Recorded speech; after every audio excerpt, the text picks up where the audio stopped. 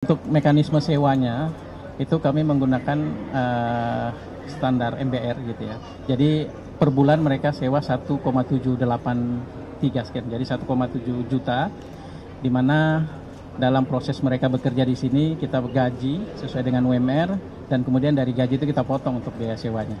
Dan itu sudah disepakati bersama dari sebelum kita sepakati kita udah diskusi dengan warga, akhirnya kami sepakat untuk melakukan mekanisme sewa dan pemotongan dari gaji mereka selama bekerja di JIS. Gitu. Terima kasih.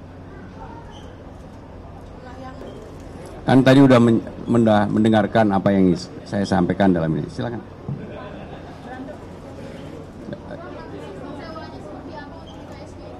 Kalau sistem sewa yang detail Pak Dirut Jakpro yang jawab. Silakan. Untuk mekanisme sewanya itu kami menggunakan standar MBR gitu ya.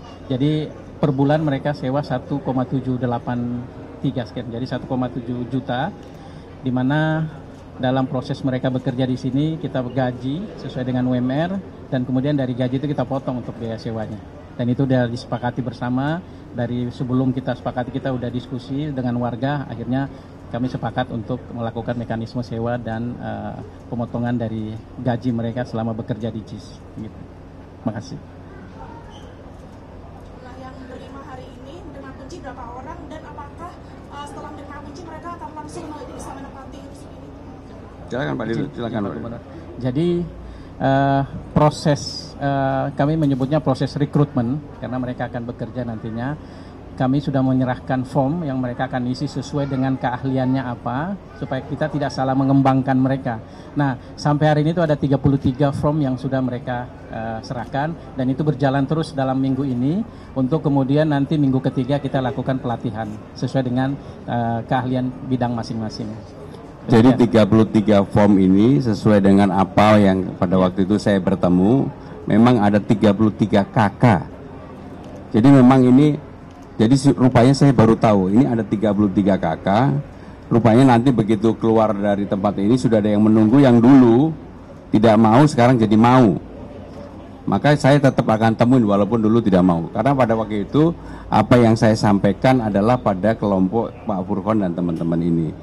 Yang nanti setelah ini saya akan tetap temui mereka untuk diselesaikan. Ya nanti detailnya dengan Pak Dirut ya. Kurang lebih sama dengan ini. Yes. Ada 3 tower. Jadi jawabannya jangan kira-kira. Pokoknya kita selesaikan.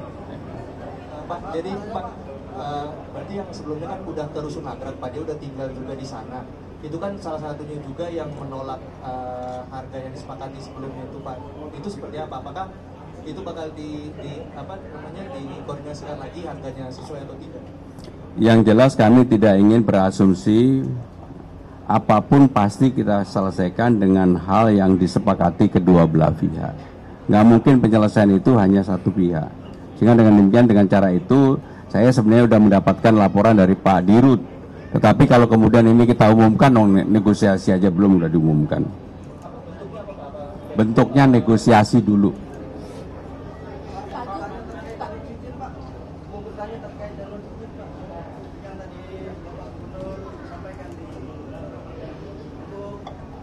UMKM-nya itu Pak, supaya tidak berbenturan dengan pemerintah, itu kira-kira apa Pak yang bisa yang terdaftar lah. Nah, satu kan terdaftar Pak. Nah, untuk rekan-rekan yang ada di sana Pak, itu kebanyakan warga sekitar Pak, supaya tidak berbenturan dengan pemerintah, pemerintah ini memberikan apa Pak terhadap mereka Pak? Mas, kamu ini mikirnya terlalu jauh. Dan cincinannya aja dibebaskan, dibangun aja belum. Udah mikirnya berbenturan. Pokoknya apa yang akan dibangun oleh pemerintah Jakarta itu yang paling utama, paling terutama tentunya memprioritaskan warga setempat. Baru kemudian kita buka bagi warga lain yang pendatang. Jadi warga setempat inilah yang mendapatkan prioritas yang utama. Jadi pasti akan kami proteksi untuk itu.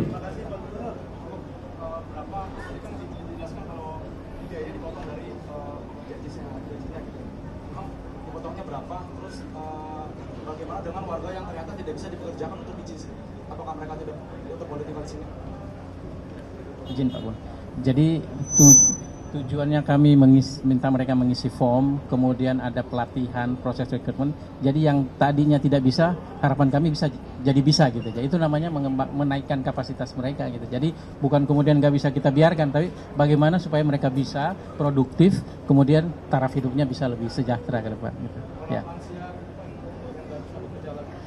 Tentunya kan di dalam satu keluarga mereka ada ini, jadi cuma tidak hidup sendiri ya, ada anaknya atau cucunya, itu mereka bisa bekerjakan di situ.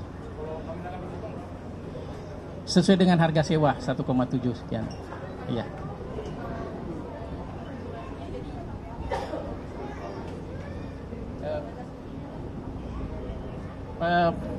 Sebenarnya untuk mengelola JIS ini, itu kami punya SOP sendiri untuk merekrut pekerja.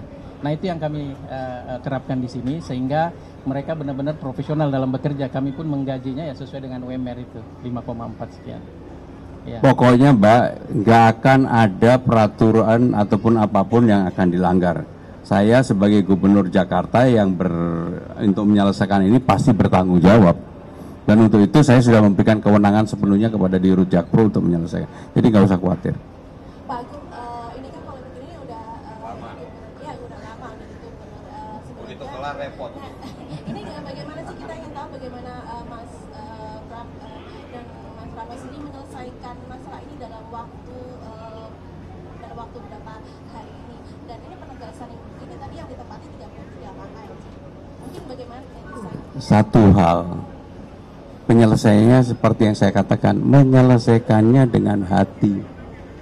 Karena selama ini tidak mau mendengarkan semuanya. Saya dengerin semuanya. Termasuk yang berkeluh kesah, termasuk yang komplain, termasuk apapun. Kalau semuanya unek-uneknya sudah diterima, potret penyelesaiannya sudah ada, itulah yang cara kita menyelesaikan. Jadi jawabannya, penyelesaiannya dengan hati. Mbak, hatinya siapa? Hati saya.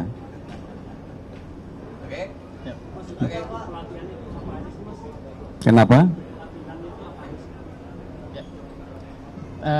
Jadi tentunya dari penelusuran kita atau pendalaman kita dengan para warga ini, tentunya yang paling utama adalah urban farming gitu ya. Jadi urban farming ini tadi sudah dijelaskan oleh Bapak Gubernur bahwa bagaimana supaya kita bisa mereka lebih modern gitu. Nah jadi pelatihan itu nanti yang jadi produktivitas atau hasil yang dihasilkan oleh urban farming benar-benar bisa dijual dan bisa bersaing di pasar Jakarta, itu yang menjadi tujuan utama kita. Sehingga nanti mereka juga bisa lebih berkembang dari sisi pribadi masing-masing, jadi keahlian masing-masing gitu. Ya. Jadi pelatihannya nanti mungkin akan ada seminggu gitu. Yang paling penting hasilnya tadi yang disampaikan oleh Pak Dirut, jangan sampai nggak terbeli.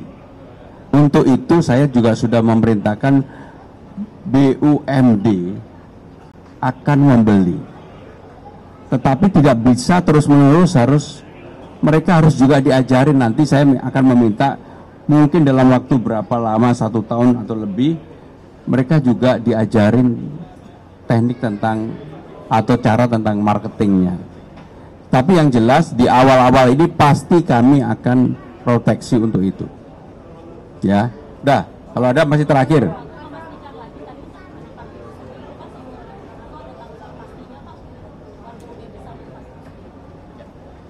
Jadi target kami di minggu ketiga, kesepakatan kami. Nah, dari proses itu, siapa yang sudah memenuhi format atau dokumen yang kita sepakati, itu bisa langsung, mereka langsung bisa tinggal. Kesiapan unitnya pun sudah siap, tinggal masuk aja. Karena mereka, warga ini kan perlu memindahkan barang-barangnya secara bertahap, kemudian menyiapkan barang-barang pribadinya di dalam, sehingga dari situ mungkin target kami minggu keempat sebelum lebaran mereka sudah bertahap bisa pindah ke sini. Jadi harapan kita bisa berlebaran lah mereka di hunian baru ini. Demikian. Berbeda dengan rusun-rusun yang selama ini diserahkan. Saya terus terang kaget. Airnya tadi saya sudah lihat sendiri dan sudah saya gunakan untuk berkumur, airnya bersih. Kedua, listriknya itu berkumur bukan minum, Mbak. Kok langsung bisik-bisik. Berkumur bukan minum, Mbak. Listriknya juga sudah menyala. Bahkan Bandul ketika rapat kemarin meminta tempat ini dipasang wifi. Tadi sudah dipasang wifi. Jadi sebenarnya dari segi kesiapan sudah siap. Ya, jelas ya.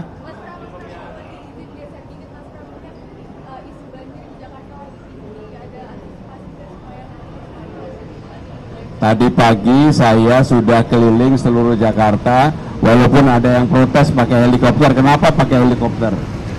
Ya kalau pakai helikopter kan memang kita ingin melihat tempat-tempat yang mana masih potensi untuk terjadi penyumbatan atau enggak. Sehingga dengan demikian tadi kami sudah keliling, saya sudah melihat secara keseluruhan bahkan sampai ke Bekasi. Problem yang sangat serius ada di Bekasi. Kenapa? Karena airnya tidak bisa dikeluarkan. Pompanya tidak ada, sehingga dengan demikian saya bersyukur tadi melihat dari atas sehingga bisa memotret secara keseluruhan, dan mudah-mudahan kalau sesuai dengan prediksi BMKG tanggal 11 Maret atau 12 Maret curah hujannya sama seperti yang kemarin, kita jauh lebih siap untuk mengatasi itu. Sehingga dengan demikian antisipasi yang sudah dilakukan dan akan dilakukan oleh pemerintah Jakarta lebih baik. Terakhir.